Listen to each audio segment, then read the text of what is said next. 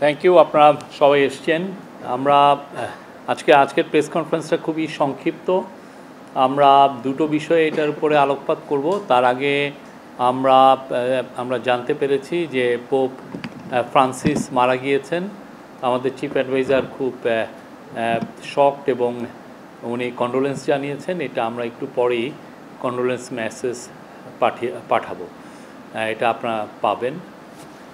আর আজকের প্রেস কনফারেন্সের অন্যতম বিষয় হচ্ছে যে মাননীয় চিফ অ্যাডভাইজার কাতারে যাচ্ছেন। এটা মূলত ওইখানে কাতারে আর্থানা সম্মেলনে ওইখানে উনি জয়েন করবেন।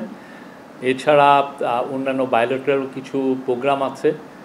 আর একটু পরে আমি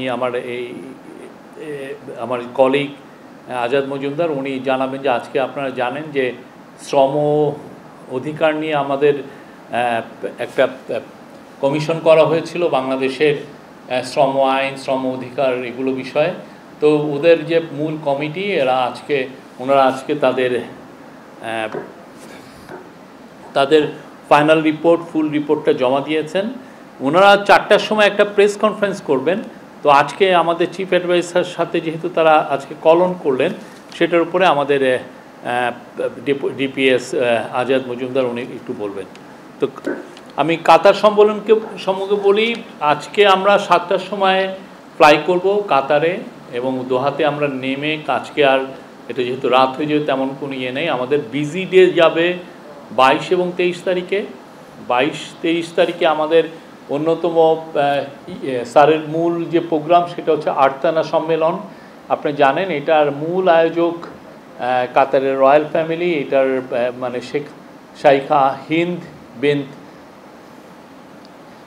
শাইখা হিন্দ এটা মূল এটার আয়োজক। উনি আমিরের বোন এবং আমিরের মা যিনি শাইখা মৌজা খুবই ইনফ্লুয়েন্সিয়াল, আরব ওয়ার্ল্ডে উনি খুব ইনফ্লুয়েন্সিয়াল একজন নেত্রী ছিলেন। এবং ওনার কাতারের আমিরের মানে আগের যিনি আমির ছিলেন তার ওয়াইফ, উনিও ওনার সাথেও স্যারের দেখা হবে। এবং কাতারের ডেপুটি প্রাইম মিনিস্টারের সাথে স্যারের কলন আছে।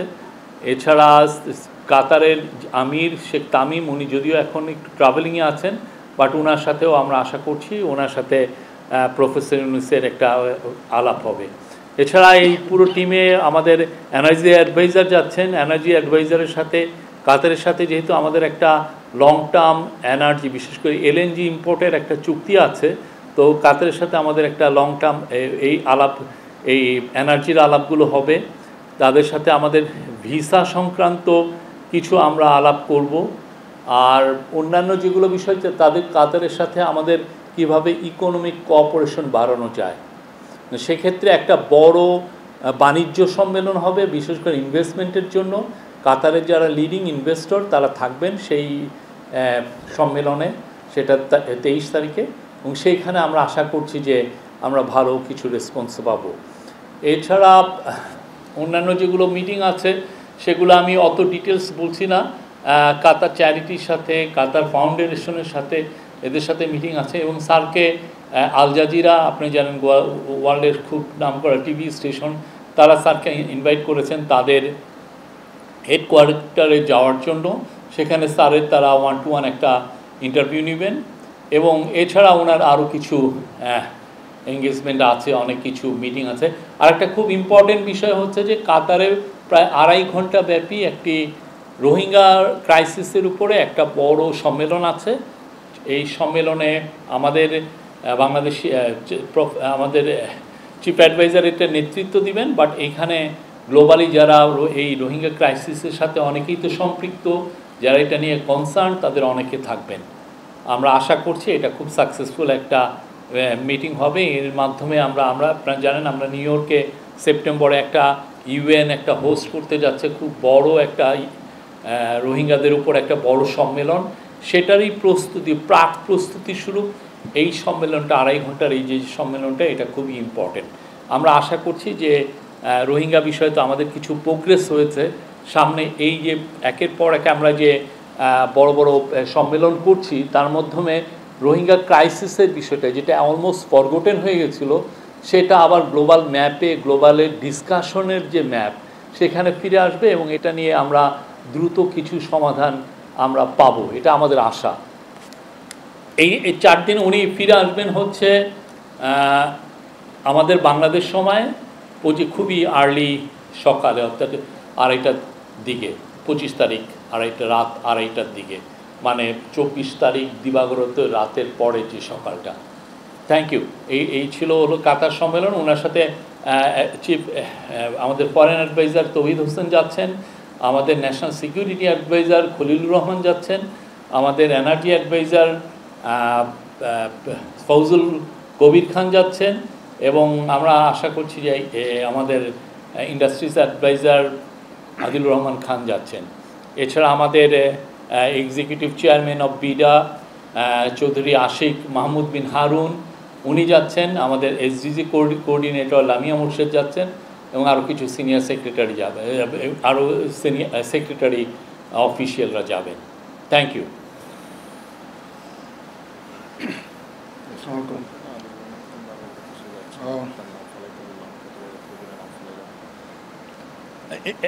একটা বিষয়, আদিলুর রহমান খানের বিষয়টা এখন আমরা শিওর না, সরি।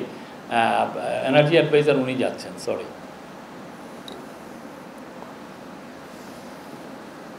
ধন্যবাদ। আপনারা এর মধ্যে শুনেছেন শ্রম বিষয়ক সংস্কার কমিশন ওনাদের রিপোর্ট আজকে প্রধান উপদেষ্টার কাছে জমা দিয়েছেন। মাননীয় প্রধান উপদেষ্টা ওনাদেরকে একটা কথাই বলেছেন যে যেই কয়টা সংস্কার কমিশন এখন পর্যন্ত তাদের প্রতিবেদন জমা দিয়েছে, এর মধ্যে এই কমিশনটার একটা বিশেষ দিক হচ্ছে এইটার ইন্টারন্যাশনাল একটা ইন্টারেস্ট। আন্তর্জাতিকভাবে এই কমিশন কী প্রতিবেদন দিয়েছে এবং সেগুলো কীভাবে বাস্তবায়ন করা হবে সেটা নিয়ে আন্তর্জাতিক মহলেরও একটা আগ্রহ আছে, এবং প্রধান উপদেষ্টা বলেছেন যে আন্তর্জাতিকভাবে প্রত্যেকটা সুপারিশকে বিশেষ করে স্ক্রুটিনি করা হবে এবং তারা দেখবে আসলে বাংলাদেশে শ্রমিক অধিকার নিশ্চিত করতে বাংলাদেশের অন্তর্বর্তীকালীন সরকার কীভাবে কাজ করছে, পাশাপাশি এই যে সুপারিশগুলো দিয়েছে এগুলো কীভাবে বাস্তবায়ন করা হচ্ছে। তো এটা একটা দিক আছে।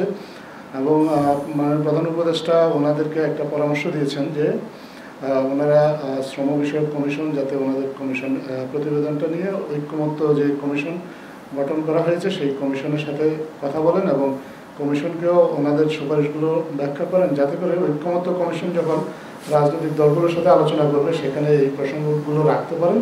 কারণ এই শ্রম বিষয়ক যে কমিশন তার সুপারিশগুলো বাস্তবায়নে আমরা মনে করি যে রাজনৈতিক দলগুলোরও ভূমিকা থাকাটা জরুরি। এই কমিশন অনেকগুলো সুপারিশ দিয়েছে, আমরা একটু পরেই আপনাদেরকে সুপারিশের একটা সারসংক্ষেপ দিয়ে দেবো এবং পুরো প্রতিবেদনটাই দিয়ে দেবো। আমি জাস্ট যেহেতু আমাদের সময় সংক্ষেপ এবং ওনারা আসলে বিকেলে একটা প্রেস কনফারেন্স করবেন, খুব সংক্ষিপ্ত আকারে তাদের দু একটা সুপারিশের কথা বলছে। ওনারা মূল যে সুপারিশটার কথা বলেছেন যে সকল শ্রমিকের আইনি সুরক্ষা। ওনারা পর্যালোচনা করে দেখেছেন যে আমাদের দেশে 8 কোটি শ্রমজীবী মানুষ আছে, তাদের মধ্যে 85% মানুষ অর্থাৎ 7 কোটি শ্রমিকেরই কোনো আইনি সুরক্ষা নেই। ওনারা সরকারের কাছে সুপারিশ করেছেন এই শ্রমিকদের জন্য একটা আইনি সুরক্ষা যাতে নিশ্চিত করা হয়। পাশাপাশি জাতীয় ন্যূনতম মজুরি নির্ধারণের একটা সুপারিশ ওনারা করেছেন, যাতে করে সব পেশার বা সব ধরনের শ্রমিক যারা আছেন তারা আসলে এই জাতীয়ভাবে একটা ন্যূনতম মজুরির আওতায় আসতে পারেন, সেটা যেন নিশ্চিত করা হয়। এই সুপারিশটা করেছেন। শ্রমিকদের জন্য নিবন্ধন তথ্য ভাণ্ডার গঠন করার সুপারিশ কথা বলেছেন, যাতে শ্রমিকদের পরিচয়পত্র রাখা হয়, এটার কথা বলেছেন। বিভিন্ন সময় শ্রমিক আন্দোলনে অনেক শ্রমিকের বিরুদ্ধে অনেক মামলা হয়েছে, এই মামলাগুলো আসলে প্রত্যাহার করার জন্য দ্রুত সরকারকে উদ্যোগ নেওয়ার জন্য ওনারা সুপারিশ করেছেন। শ্রমিকদের সংগঠন করার অধিকারটা যাতে আরও সহজ করা যায় এবং দর কষাকষির অধিকারটা যাতে নিশ্চিত করা যায়, এই বিষয়ে ওনারা একটা সুপারিশ করেছেন। ট্রেড ইউনিয়ন করার যে শর্ত এটা যাতে শিথিল করা যায় এটা বলেছেন। কর্মক্ষেত্রে যৌন হয়রানি প্রতিরোধে 2009 সালে হাইকোর্টের একটা নির্দেশনা আছে, এই নির্দেশনার আলোকে সকল কলকারখানা সহ সকল কর্মক্ষেত্রে আসলে যৌন নিপীড়ন এবং সহিংসতা বিরোধী যাতে নীতিমালাটা প্রণয়ন করা হয় এবং এটা যাতে নিশ্চিত করা হয় সে বিষয়ে সরকারকে কাজ করার জন্য ওনারা সুপারিশ করেছেন। এবং আরেকটা সুপারিশ 6 মাস মাতৃত্বকালীন ছুটি, এই সুপারিশটা অন্যান্য কমিশন থেকেও এসেছে, ওনারাও এই সুপারিশটার পুনরাবৃত্তি করেছেন। এর বাইরে ওনারা শ্রমিকদের জন্য একটা সার্বজনীন তহবিল করার কথা বলেছেন এবং যাতে করে শ্রমিকরা আপনার এই তহবিলের মাধ্যমে বেনিফিটেড হতে পারেন। বিভিন্ন সময়ে তারা নানা ঘটনা দুর্ঘটনা দুর্যোগের শিকার হন, যাতে শ্রমিকদেরকে এই তহবিল থেকে সহায়তা করা যায় এবং কর্মক্ষেত্রে সুস্থ পরিবেশ নিশ্চিত করার জন্য ওনারা একটা সুপারিশ করেছেন, শ্রম আইনে মহিলা শব্দের পরিবর্তে যাতে নারী ব্যবহার করা হয় এবং কর্ম পরিবেশে শ্রেণী ক্ষমতায় তুই তুমি ইত্যাদি সম্বোধন চর্চা বন্ধ করার একটা সুপারিশ করেছেন। আরেকটা গুরুত্বপূর্ণ সুপারিশ ওনারা করেছেন যে শ্রম আদালত সহ ট্রাইব্যুনাল এবং অ্যাপিলেট ডিভিশন পর্যন্ত সর্বক্ষেত্রে যাতে বাংলা প্রচলন করা হয় এবং এই বিষয়টা ওনারা একটা সুপারিশ করেছেন এবং সিদ্ধান্ত গ্রহণে নারী পুরুষ সকল শ্রমিকের অংশগ্রহণের একটা সুপারিশ করেছেন। মোটা থাকে এইগুলো হচ্ছে ওনাদের সুপারিশ। এর বাইরে আপনারা একটু বিস্তারিত হয়তো ওনাদের প্রেস রিলিজের মাধ্যমে পেয়ে যাবেন বা আপনার রিপোর্টটা পেলেও আপনারা এই বিষয়ে আরও বিস্তারিত জানতে পারবেন। এখন যদি আপনাদের এই বিষয়ে কোনো প্রশ্ন থাকে আমরা আপনাদের সেই প্রশ্নের জবাব দেবো। ধন্যবাদ। আর একটা বিষয় সেটা হচ্ছে যে আমাদের চিফ অ্যাডভাইজার 3 জন কাতারি মিনিস্টার তার সাথে কল অন করবেন এবং তার অনারে কাতারের যিনি ডেপুটি প্রাইম মিনিস্টার ওনাকে একটা লাঞ্চন থাকবে, তার ওনারকে একটা হোস্ট করছেন।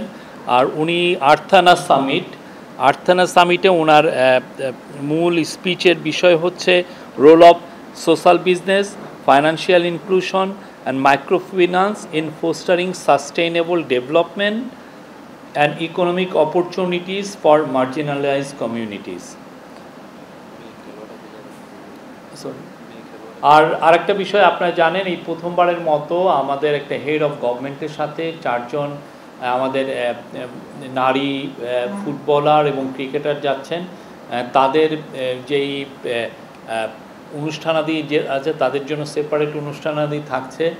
আমরা আশা করছি যে তারা কাতারি যারা স্পোর্টস অফিসিয়াল, আপনারা জানেন কাতার স্পোর্টসে অনেক উন্নত, তাদের সাথে কথা বলবেন আর তাদের সাথে অনেক ধরনের ভিউ এক্সচেঞ্জ হবে। কাতারের অনেক স্পোর্টস ফ্যাসিলিটিতে তারা ভিজিট করবেন এবং আমাদের সাথে কাতারের কী রকমের স্পোর্টসে কোলাবোরেশন করা যায় সেই বিষয়গুলো এই মিটিংয়ে আসবে এবং আমরা আশা করছি যে কাতারের স্পোর্টস মিনিস্টারের সাথে তাদের দেখা হবে এবং কাতারের স্পোর্টস মিনিস্টার আমাদের চিফ অ্যাডভাইজারের সাথেও কল অন করবেন।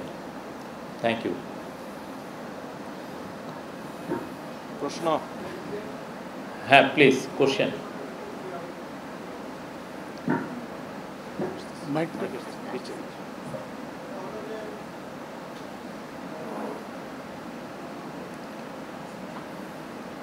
আমার একটা স্পেসিফিক বিষয়ে একটু আগ্রহ ছিল, সেটা হচ্ছে যে শ্রম কমিশনের রিপোর্টে একই ধরনের শ্রম আইন সমস্ত ক্ষেত্রে প্রচলনের ব্যাপারে কোনো সুপারিশ আছে কিনা, মুভিজের এবং বাইরের ইয়েতে যে ভিন্নতা আছে সে ব্যাপারে কোনো সুপারিশ আছে? আমি আপনাকে বলবো এই কোশ্চেনটা আপনি, আমার মনে হয় যেহেতু ওনারা পুরো 1 ঘন্টা 1.5 ঘন্টা ব্যাপী একটা প্রেস কনফারেন্স করবেন, ঠিক 4টায় আপনি এই কোশ্চেনটা সেখানে করেন। আমার মনে হয় তারা রাইট পারসন আপনার এটাকে পুরো আরও ডিটেল ওয়েতে বলার জন্য। আমি আপনার কাছে হ্যাঁ, আর আমরা একটু পরে পুরো রিপোর্টটা আমরা শেয়ার করবো আর ওনাদের একটা ওয়েবসাইটের মধ্যে পুরো যতগুলো ডিটেলস রিপোর্টটা দিবেন আর আমরা সামারিটা খুব দ্রুত শেয়ার করবো। আমি মহিউদ্দিন রেজিস্টার থেকে বলছিলাম। দুটো প্রশ্ন। একটা প্রশ্ন হচ্ছে যে ওনারা বলেছেন যে সকল শ্রমিকদের আইনি সুরক্ষার বিষয়ে সরকার মানে এই রিকমেন্ডেশনটা কীভাবে বাস্তবায়ন করবে, চিন্তাটা কি? আর জাতীয় ন্যূনতম মজুরি নির্ধারণ করার বিষয়টাও তারা রিকমেন্ডেশনে বলছেন, সরকারি বিষয়ে কী করবে। এখন বাংলাদেশের সিস্টেমে ন্যূনতম মজুরি আছে সেক্টর ওয়াইজ, তো জাতীয় মজুরির ক্ষেত্রে আপনারা চিন্তা এই পুরো বিষয়গুলো ওনারা একটা স্যার তাদেরকে যেটা বলেছেন যে আশু করণীয়, আমরা খুব দ্রুত যে কাজগুলো করতে পারি সেটা তাদেরকে জমা দিতে। তো আশু করণীর উপর যেটা থাকবে সেটা নিয়ে ভবিষ্যতে আমরা আশা করছি যে ক্যাবিনেটে ডিসকাস হবে। তো তার সেখান থেকে মানে কর্মপন্থা কী করণীয় করা যায় সেটা আসবে।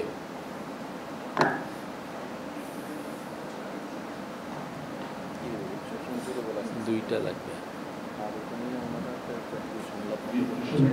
দুটো ভিন্ন বিষয় আপনার একটু দৃষ্টি আকর্ষণ করছে, সেটা হচ্ছে আজকে 31 জন আমেরিকা থেকে ফেরত এসেছে, আমেরিকা ফেরত পাঠিয়েছে। তো এই বিষয়ে আমেরিকার সাথে কোনো কথা হয়েছে কিনা, কেন ফেরত পাঠালো, আরো ফেরত পাঠাবে কিনা? আর একটা জিনিস প্রশ্ন, সোশ্যাল মিডিয়ায় আমরা রিসেন্টলি কয়েকটা ফটো দেখেছি যে পলাতক শেখ হাসিনা সরকারের মন্ত্রীরা লন্ডনে বিয়ের অনুষ্ঠানে বিয়ে খাচ্ছেন, বিভিন্ন দেশে ঘুরে বেড়াচ্ছেন। তো শেখ হাসিনাকে তো ফেরত চাওয়া হয়েছে, এই পলাতক মন্ত্রীদের ফেরত আনার ব্যাপারে আপনারা কি পদক্ষেপ নিয়েছেন? আমরা তো মূলত এইখানে আজকে প্রেস কনফারেন্সটা করছি কাতার এবং শ্রম বিষয়ক যেই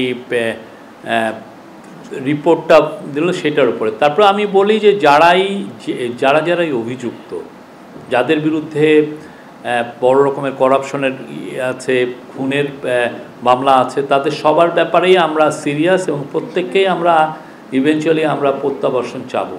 তাদেরকে বাংলাদেশের আইনকে ফেস করতে হবে, তাদেরকে আইনের আওতায় আনা, সেটা আমাদের কেন, আমি মনে করি আমাদের পরবর্তী যে কোনো গভর্নমেন্ট সবার জন্য এটা একটা নৈতিক দায়িত্ব।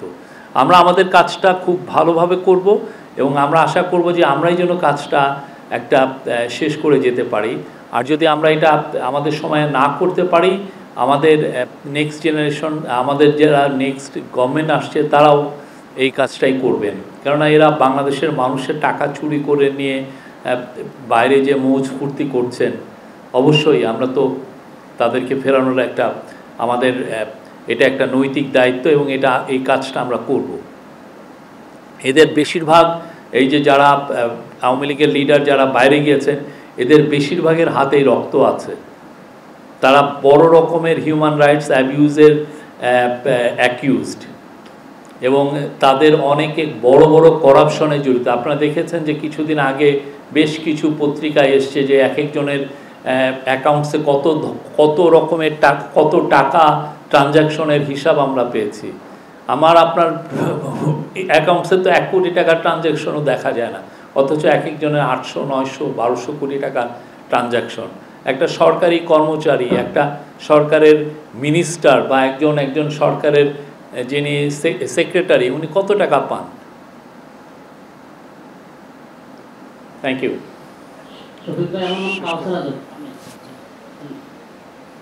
জি,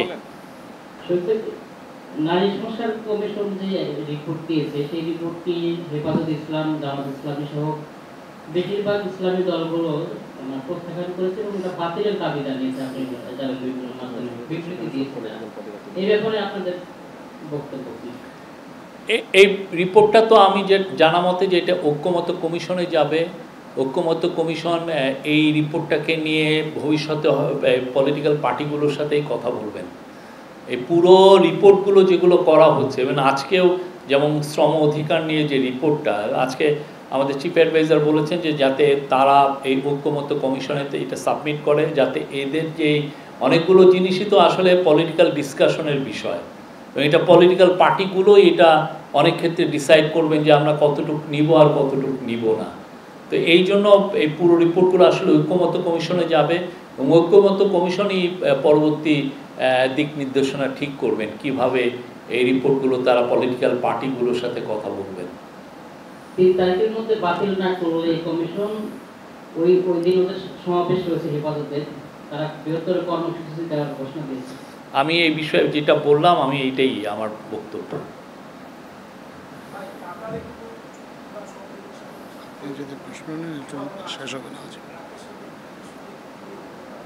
আমি বলছি না, আমরা কাতারে অবশ্যই আমরা অনেকগুলো বিষয় আলাপ আলোচনা হবে। মূলত প্রফেসর ইউনূস ওইখানে যাচ্ছেন, আমাদের চিফ অ্যাডভাইজার ওখানে যাচ্ছেন আর্থানা সামিটে জয়েন করার জন্য। কারণ অন দ্য সাইডলাইন অনেকগুলো মিটিং হবে। এই মিটিংগুলো আসলে সত্যি হতে কাতারের সাথে যেটা আমাদের পারস্পরিক যে সম্পর্কটা, এটা আরও নতুন উচ্চতায় নেওয়ার জন্য। আপনি জানেন কাতার খুব ছোট দেশ হলেও মিডল ইস্টে তার অসম্ভব একটা ইনফ্লুয়েন্স, এবং কাতার গ্যাসের ক্ষেত্রে ওরা ওয়ার্ল্ডের পাওয়ার হাউস। তো আমরা চাই কাতারের সাথে আমাদের সম্পর্কটা আরও সুদৃঢ় হোক, আমরা যাতে তাদের সব ধরনের এনার্জি কোঅপারেশন করতে পারি এবং তাদের থেকে আমরা প্রচুর ইনভেস্টমেন্ট বাংলাদেশে আনতে পারি, এবং কাতারের যে শ্রম বাজার সেখানে যেন আরও বাংলাদেশি যুক্ত হতে পারেন, এগুলো আমাদের ইচ্ছা। এবং এই বিষয়গুলো অনেকগুলো মিটিং হবে এবং আমাদের এই কথাগুলো বারবার আমরা বলবো। আমি জাগরণ থেকে বলছি, আপনি বলছিলেন যে শ্রমিকদের সুবিধার জন্য সরকার কথা বলবে, এই ব্যাপারে সুনির্দিষ্টভাবে কোনো প্ল্যান সরকারের রয়েছে কিনা আমাদের শ্রমিকদের সেখানে চাকরির সুযোগ সুবিধা করে দেওয়ার জন্য? না, এটা এই ধরনের প্ল্যান তো আমাদের অনেক দিন ধরেই আছে। আপনারা জানেন যে আমরা এই বিষয়ে ইউএইর সাথে মানে অনেক এক্সটেন্সিভ আমরা কথা বলছি। আমাদের স্পেশাল এনভয় লুৎফে সিদ্দিকী, উনি আমার মনে হয় হাফে ডজন মিটিং করেছেন, হাফে ডজন বার উনি ইউএই গিয়েছেন। এই ইউএইর মার্কেটটা যাতে আমাদের জন্য মুক্ত হয়, আমাদের জন্য আরও আমাদের শ্রমিক তারা বাংলাদেশ থেকে নেয়, সেই বিষয়টা আমরা দেখছি। ঠিক তেমনি অন্যান্য যতগুলো মার্কেট আছে যেখানে আমাদের বাংলাদেশি ভাই বোনেরা কাজ পেতে পারেন, সেই মার্কেটগুলো আমরা দেখছি, শ্রমবাজারগুলো আমরা দেখছি যে কীভাবে আমাদের জন্য আরও বেটার স্যালারিতে এবং আরও বেশি সংখ্যক বাংলাদেশি কিভাবে সেখানে কাজ পেতে পারেন, এটা দেখাটা আমাদের প্রবাসী কল্যাণ মন্ত্রণালয় এবং ইন্টারিম গভর্নমেন্ট দুটারই একটা টপ প্রায়োরিটির মধ্যে, এটা টপ প্রায়োরিটি। আমি বিল্লাল হোসেন আরটিভিতে আছি। আমার একটা প্রশ্ন ছিল আজকে এই সংবাদ সম্মেলনের বাহিরে, সেটা হচ্ছে যে আমরা জানি যে জুলাই আগস্ট গণ অভ্যুত্থানের মধ্য দিয়ে এই সরকার এসেছে। জুলাইতে আন্দোলন চলাকালীন সময় কিন্তু অনেকের বিরুদ্ধে মামলা হয়েছিল। আমরা জানি যে আপনারা আসার পরে এই সরকার এইসব মামলাগুলো প্রত্যাহারের জন্য একটা উদ্যোগ নেয়। যদি উদাহরণস্বরূপ বলি যে ঢাকা কলেজের একজন শিক্ষার্থী ফায়াজ, সে 17 জুলাই তাকে আটক করা হয়েছিল, তার ক্ষেত্রে জবানবন্দিও নেওয়া হয়েছিল। কিন্তু এই আজকে এতদিন হয়ে গেল, কিন্তু তার মামলাটা এখনো আইনি জটিলতার কারণে অন্যান্য সকল মামলা, অনেকের মামলা প্রত্যাহার হয়েছে, সেই মামলাটা এখনো কেন প্রত্যাহার হচ্ছে না? এটা আজকে এই বিষয়ে আমাদের ল এবং justice adviser professor Asif Nazrul এই বিষয়ে খুব বিস্তারিতভাবে বলেছেন। আমার মনে হয় আপনি একটু তার যে প্রেস কনফারেন্সটা যদি ফুটেজ থাকে আপনি একটু দেখে নেন, উনি এটা নিয়ে খুব ভালোভাবে বলেছেন। For more updates, follow us on Facebook, subscribe our YouTube channel, get the latest update on www.daily-sun.com.